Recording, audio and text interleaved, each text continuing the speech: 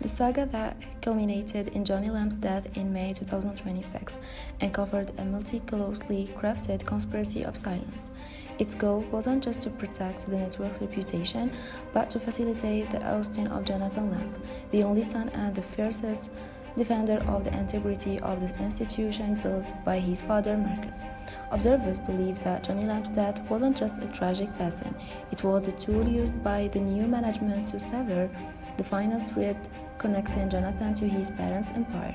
The details of this conspiracy of silence read like an investigative thriller. The plot effectively began when Jonathan Lamb started asking uncomfortable questions about the Daystar Network's management and the increasing interference of the West family. At that moment, weeks before Joni Lamb's death, a wall of silence and isolation was built around Joni. Like reports indicate that Jonathan was fired from his position at the Daystar Network under the pretext of administrative disputes.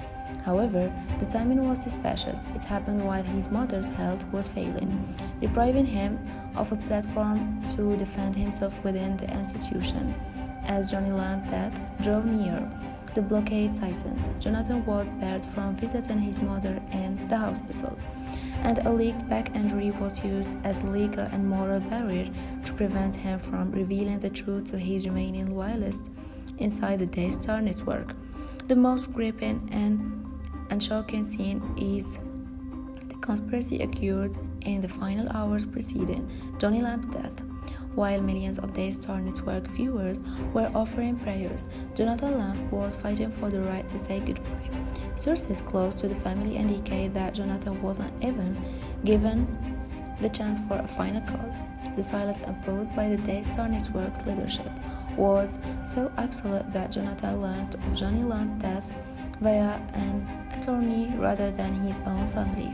This procedural coldness was a calculated part of the ousting plot. The goal was to make Jonathan feel like a stranger to the institution he was born into and to strip him of any emotional legitimacy he might use to address the Daystar Network audience after the funeral.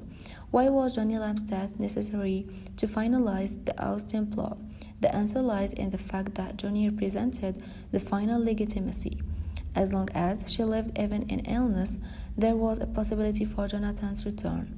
But the moment Joni Lamb's death was announced, the floodgates opened for a complete restructuring of the Daystar Network. Jonathan's photos were removed, program intros were changed, and Rebecca, described as more compliant with the new management, was elevated as the new face of the Daystar Network. This human engineering would not have succeeded without the conspiracy of silence surrounding Joni's illness, leading the public to believe everything was under control while Jonathan was being surgically removed from the roots of the ministry. Today, as the Daystar Network transitions to a new identity, the public question remains: was Joni's death entirely natural, or did the conspiracy of silence hide details that would have changed the course of history for this empire?